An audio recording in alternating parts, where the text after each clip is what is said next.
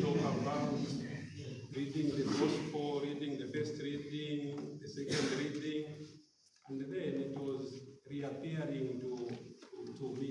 The vision was appearing.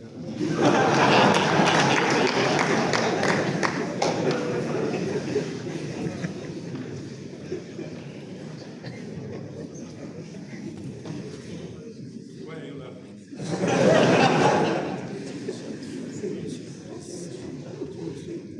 Talk about it. So the vision was saying, talk about the demon, talk about the demon. They say, but Lord, I have no idea of the demon you are talking about. No, there are a lot of demons at St. Bonaventure.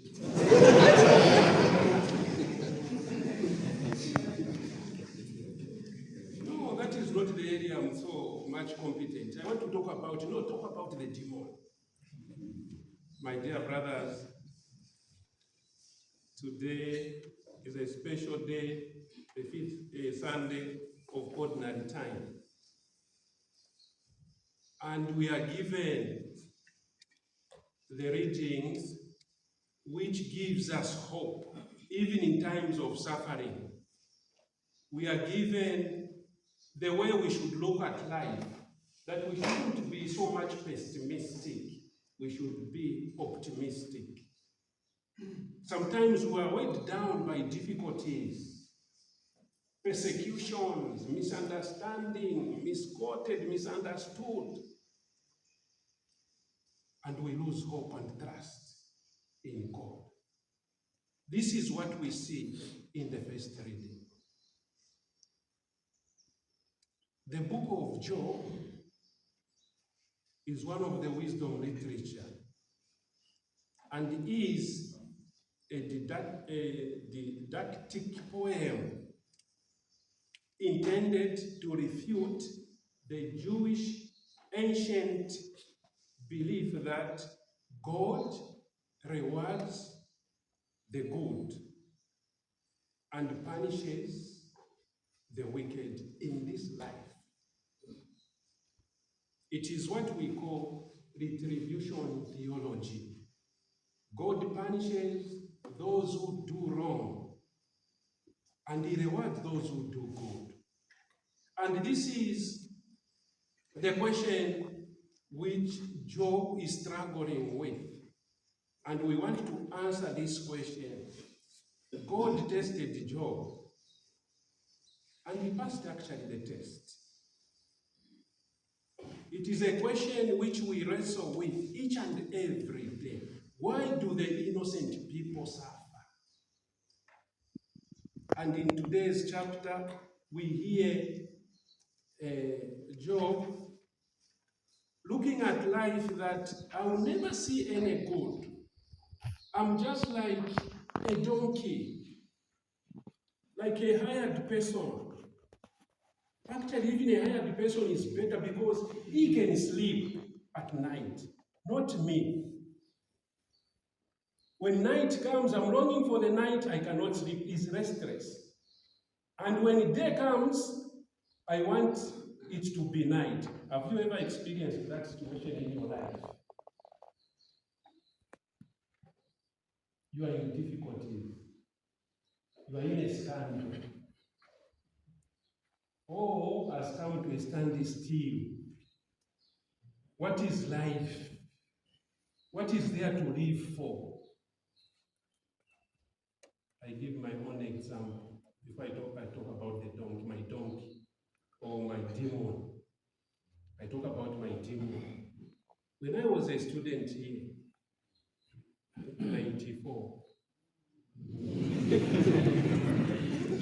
1994, I was a student here. I came here in 1992.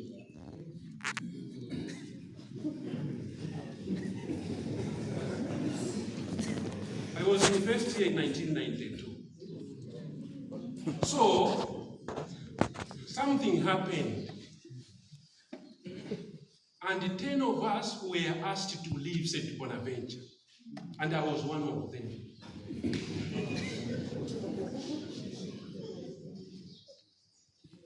Five went home, then us, we were told, you go in a community for 1 year.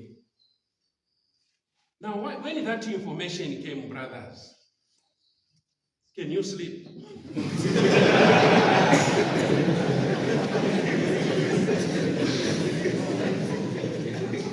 When your dreams are shattered,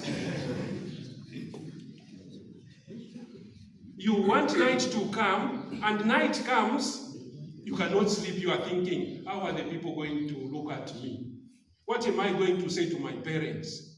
What about my parishioners, those I said I'm going to join priesthood? What are they going to say?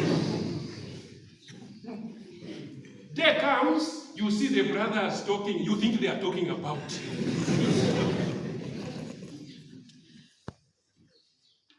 And I never saw good in anyone. I looked at the commentator who did this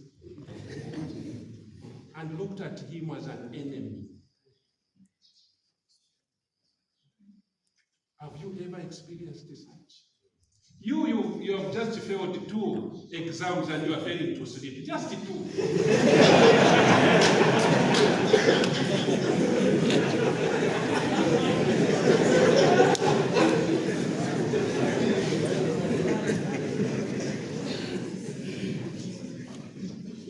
Or the formatter just told you, I think change your ways. I think the way you are going, you stop sleeping.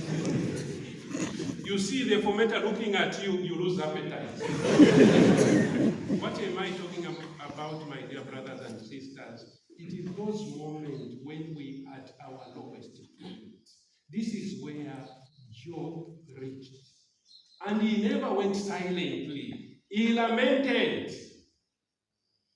Why did you create me, you God? Why should misfortune be on me? I look this side, there is no hope. This side, there is no hope. I will never see good in my life. But Job lost everything. Almost everything. The family, friends, cattle, all he had. So he lost almost everything. But he never lost the trust and hope in God. He never lost that. He never lost trust, hope in God. What am I trying to say to you and myself, my dear brothers? What have you lost that cannot be restored in your life? What have you lost which cannot be restored in your life? If you have that trust and hope in God. There are times, like I said in my story, where you see life is meaningless. What is there to live for? All things which gave me my identity, my aspirations, maybe it is in your home, mom and dad, disappointed, let down, but never lose the trust and hope in God. What have you lost which can never be restored? And in the end, what are we saying about the book of Job? Why do the innocent suffer? Why do we suffer? Sometimes God tests us. He do test us if we have trust in Him.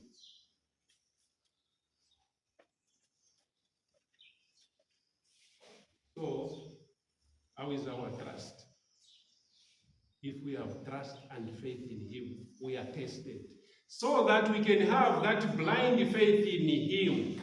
On my own efforts, I cannot save myself. That's why we suffer. 2, we suffer Even when we are so perfect, we are not perfect. There are small things which we do. There are some small things which we do here and there. We suffer so that we can be purified. Suffering purifies us. They purify us. And thirdly, our suffering can only get meaning in Christ.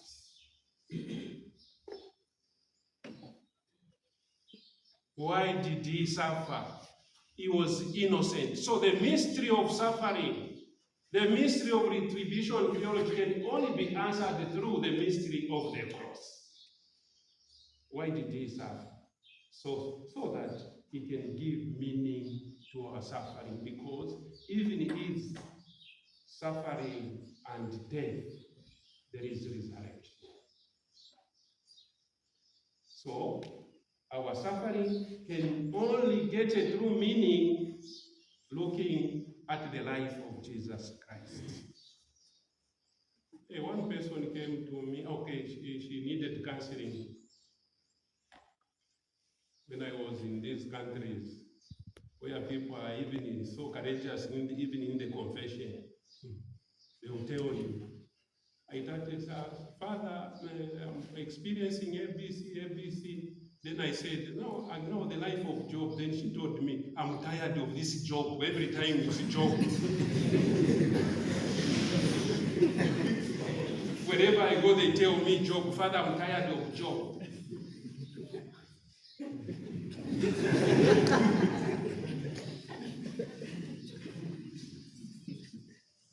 What has passed through is unfair, Father. I cannot stand it. And wherever I go, it is Job. Job is not solving anything. Then at the cross, I said, Mom, look at this cross. This was an innocent person. Look at the way he died. You are saying what you have passed through is unfair. This person, the way he died. Is this fair? An innocent person to die the death of a thief? Is it fair? My dear brothers and sisters, most of the times we say it is unfair what I'm passing through, but look at the cross. What happened to him? Is it fair?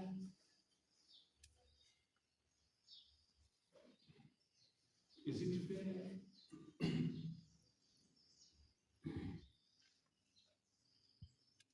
Just a small wound.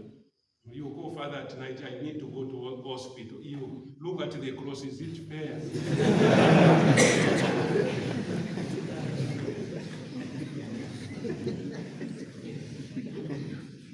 Courage. In the gospel, like I said, my dear brothers, suffering purifies our trust and hope in God. That is the message for today. Then in the gospel, leaving the synagogue, Jesus went to the house of Simon and Andrew with James and John. It is a day where it is a Sabbath, and after giving instruction, because the Sabbath was a place of learning, it was only for liturgy of the word, no music, no singing. And after that, when he finished on the Sabbath, he went to the house of Simon and Andrew. Now Simon's mother-in-law was sick with fever, and immediately they told him. He went there, and he came and took her by the hand and lifted her up. Lifted her up. I think is one of the miracle where Jesus did so much. He just lifted her up, and she was cured. they say the verb here, lifted her up, is like the word used for resurrection. He raised her. He was raised. She was raised. Now, for me, my concern is here. In times of suffering, we need to touch others. They need our hand. We might say, why do the innocent suffer? What are we doing about it? Extend your hand. Help the other brother. Help the other sister. This is what Jesus did. And immediately when she was healed, she started saving them. Keep these words. Saved to save. Saved to save. We are all saved so that we can save other people. Saved to save. And she immediately started saving them. We are to save our brothers and sisters in one way or another. We need to raise them up. Raise your brother. Lift your brother. Lift your sister. Lift your parents. Lift your children. Raise them up. That is our role. That is the healing, to raise others up. That is the healing. We are not saying healing is making people on that wheelchair who were born like that to start walking. No, that is not the healing we're talking about. The healing here, to raise this person up, is to empower these people. You have empowered this particular person. Not that he's going to throw the wheelchair. That is the healing. Raise someone up. Lift the other brother. Do we do that, my dear brothers? Lift others. Most of the times we fail. Instead, we press them down so that they can go down instead of lifting them up. And after Jesus did that, the brothers came to him, the disciples came, and the other people were coming with demons and what, and then he healed them. And what is a demon? It's something which brings harm to the community. Anything which brings harm to the community is a demon. Brother, if you are bringing harm to the community and confusion, you are a demon.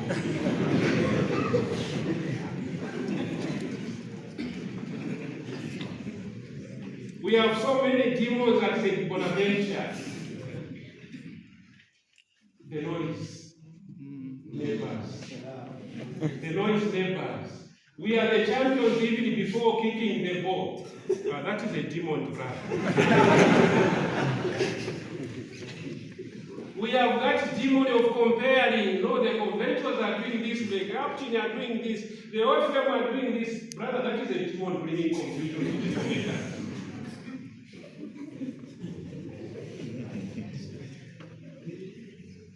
Destroy that demon. We have that demon among us sleeping in the chapel in the morning. Sleeping in class, that is a demon.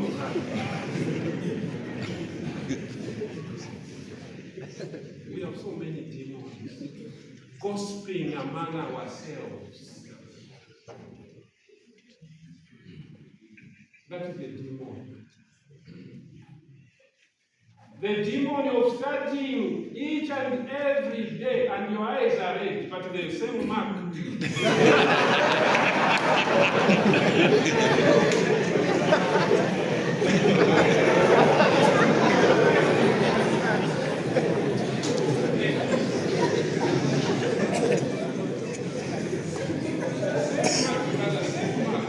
Are you studying for the other brother?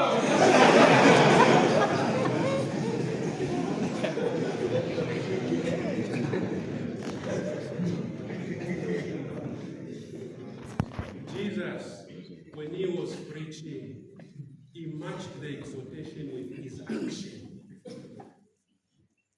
He never divided the soul and the body. He will heal in wholeness. He never divided that. You know, there was this student. He bought the new book, the new edition, so that it can be studied. And then, no, the chair is not okay. The formatter gave him a nice chair, a nice table. And he sat there the first day sleeping. It is not the book. It is not the seat. It's not the text. It is you and your motivation in life. You put what you learn, you assimilate what you learn, they become part of you. No matter the instrument we use, they will never matter. We give you internet 24/7, you will sleep. And in the end, sometimes you know what we suffer with. We want to see our valueness being judged by our usefulness. No. You are valuable as you are. You are valuable as you are. Because sometimes we forget. We want what I do as a formatter. I want this to become myself. I become the job itself. No. What I do, sometimes even in our family, you work and work and work and work, and then you see that thing is that what gives you your usefulness. Not at all. You are valuable. Let us pray today. When Jesus healed, his brothers came to him. No, they are looking for you. No, let us go somewhere else. Let us go and preach somewhere else. Selflessness. When they praise us, I think we want to be there forever. You are in a parish, people praising you, you are the best pastor, and what, and we don't want to move away. Is it true? You want to remain there forever. Let us go. Not where they are praising us. Let us go somewhere else. Detachment. And the following day, he goes in solitude. Whatever work we are doing, we need a break. We need a break to go and recharge our spiritual battery so that we can give ourselves better. Go and recharge your batteries, spiritual batteries. Some of us, we want to work. We want to start. Have a break. Go in the chapel. Go in solitude. Most of the times, most of us who are religious, we don't want to face ourselves. We don't want to go into solitude, a time to consult God. If Jesus was praying, what about us? We want to find time to align our will to the will of God, so that we see as God sees. We judge as God judges. We perceive as God perceives, aligning our will to the will of God. Find time. That's why we have retreats, the correction day, so that we recharge our batteries. There are some of us who are, if I don't do it, no one will do it. You will die. There are some friars who are like that. Working. They are, because they are not doing it, they don't even go for holidays. They are afraid. They don't want to lose the parish. Otherwise, the Kamutolo will go. You have mental breakdown. And the friars are not going to say, or the sisters are going to say, she was very hard working. They said she killed herself. He killed himself.